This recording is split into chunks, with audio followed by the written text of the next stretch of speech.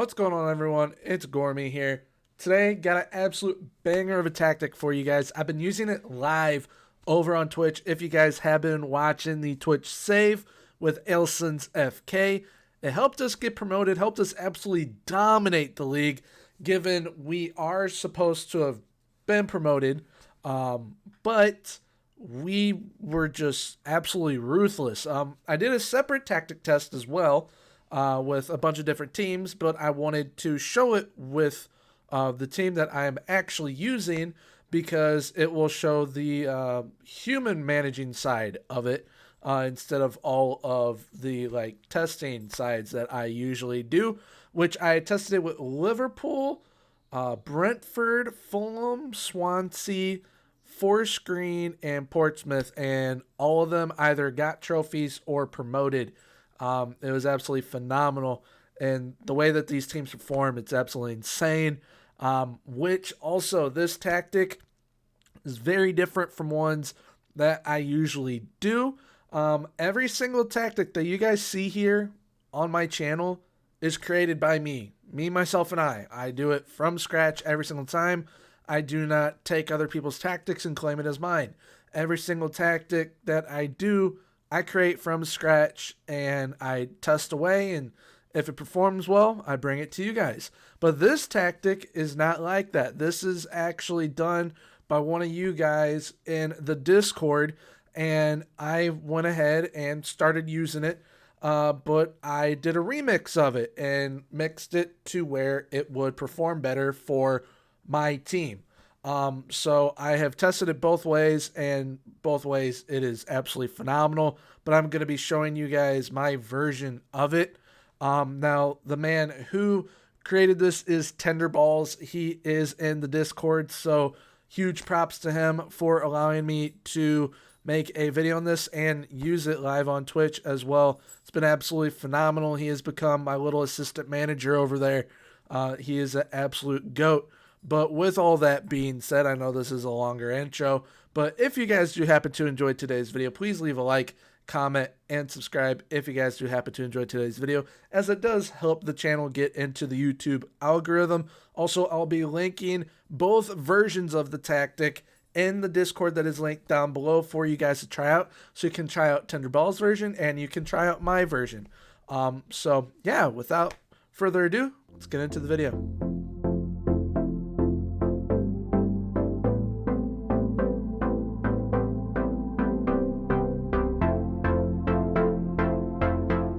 Alright, so here we are with the tactic. It is called Thor's Hammer. So, starting things off up top, we've got two strikers, then we have an advanced playmaker, a box-box midfielder, Mazzala, ball-winning midfielder, wingbacks on attack, ball-playing defender, central defender, and a sweeper keeper on support. It is a 4-4-2 diamond, but also essentially a 4-1-2-1-2. Now, with the advanced forward on attack, it has take more risks, dribble more, tackle harder on top of the get further forward and move in the channels it already has. Pressing forward on attack has take more risks, dribble more, shoot more often, tackle harder, get further forward, move in the channels, close down more, and tackle harder.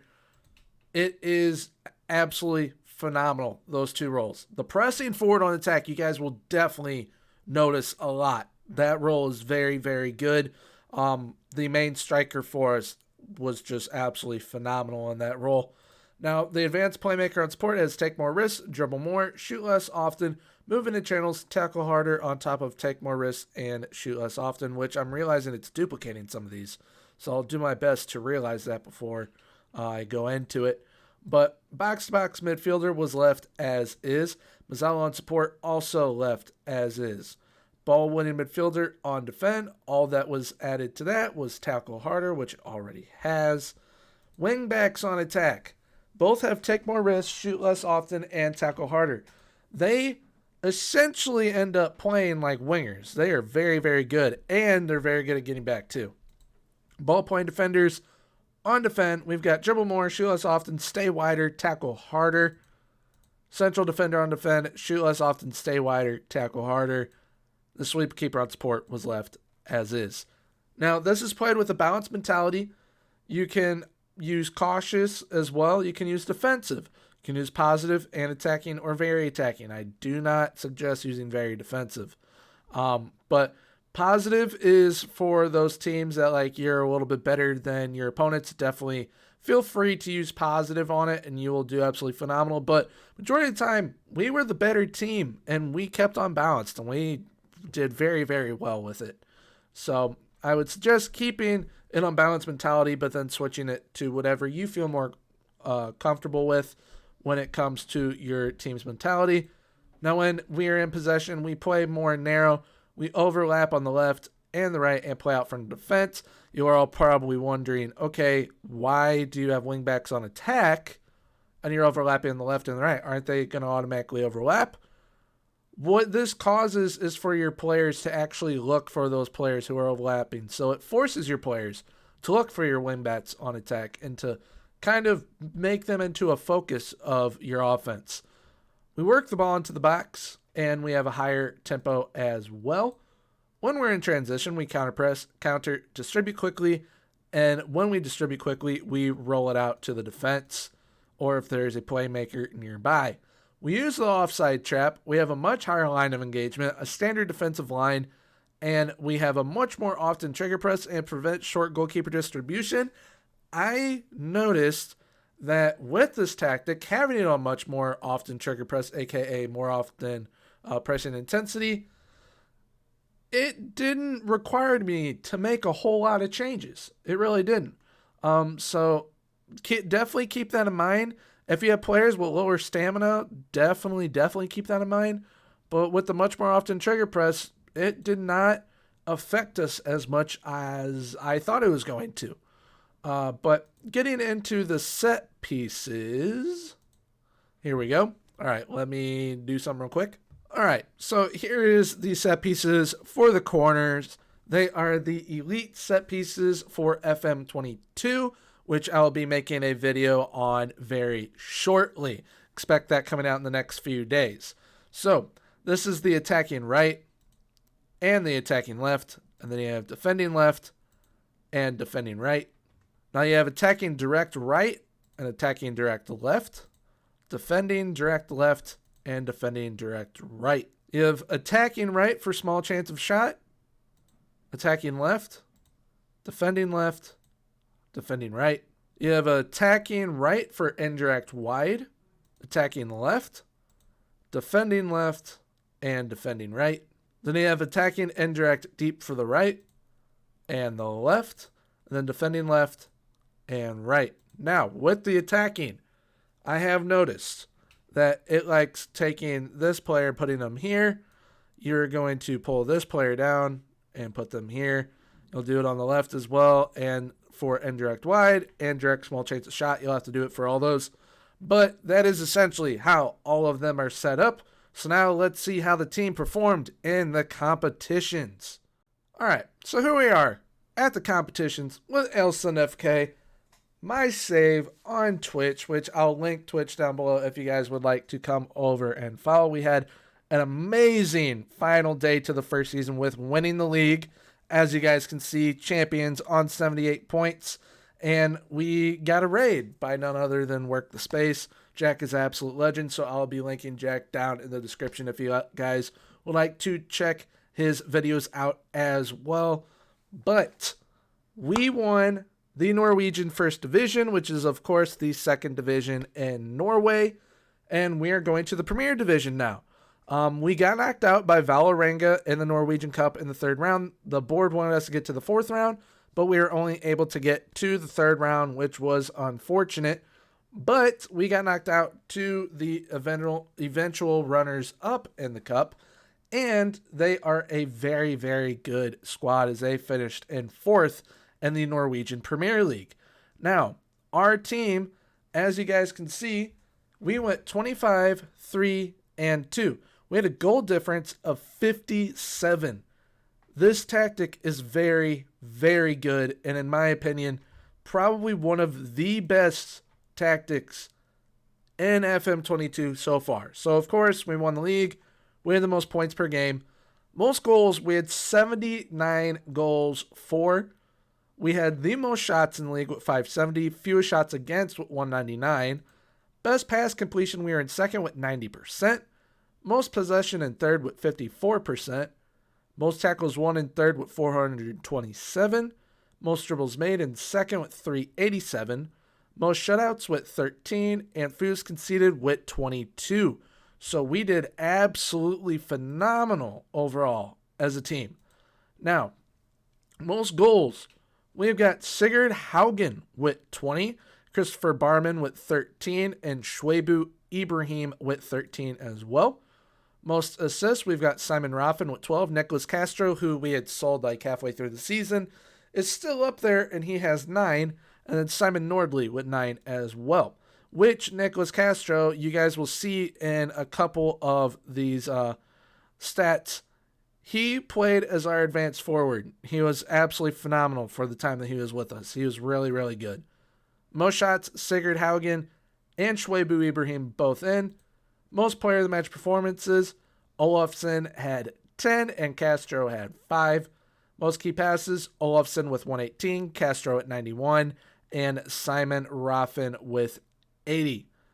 Best pass completion, we did not have anyone in. However, most tackles won. Olofsson came in first with 106 and Raffin with 58.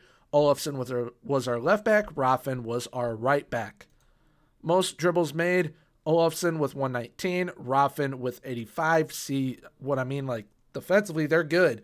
But also, they're good attacking-wise because they act kind of like as wingers. Most shutouts, Michael Lansing had 14 shutouts. And fewest conceded, Michael Lansing only conceded 21. So overall, we were very, very solid. Now, we are getting ready to go into the next season, so it doesn't have all the players and all their stats, but it does have a majority of them. Sigurd Haugen had 20 goals on the season. Christopher Barman with 13. Shwebu Ibrahim with 8. David Fallman with 7. He was our main target on our corner set pieces. Segberg with 6. Nordley with 3. Valdemar Jensen with 2. And Simon Raffin with 12.